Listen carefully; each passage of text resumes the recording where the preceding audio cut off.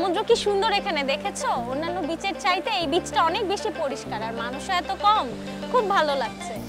সমুদ্র আসলেই অনেক সুন্দর। আমরা তো এর আগেও আসছি, এত সুন্দর রূপ কিন্তু আমরা দেখিনি। কিন্তু সমুদ্রের পানিতে পা ভিজায়ও না, তোমার ত্বক তো সেনসিটিভ, তোমার স্কিনে প্রবলেম হতে পারে।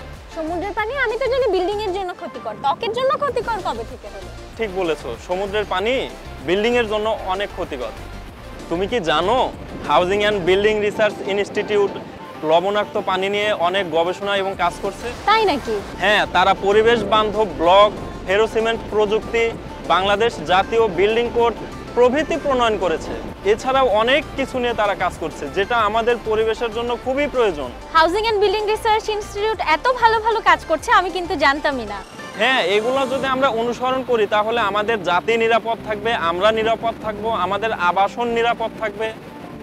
আল্লাহ, আসলে তো এগুলোর অনেক প্রচার এবং প্রসারের দরকার। আমার মনে হয় আমাদের গণমাধ্যমগুলো এক্ষেত্রে অনেক হেল্প করতে পারে। হ্যাঁ, এক্ষেত্রে প্রচারের কিছুটা অভাব রয়েছে। আমারও তাই মনে হয়, কারণ প্রচারেই প্রসার। বিল্ডিং কোড অনুসরণ নিশ্চিত করে নিরাপদ ভবন।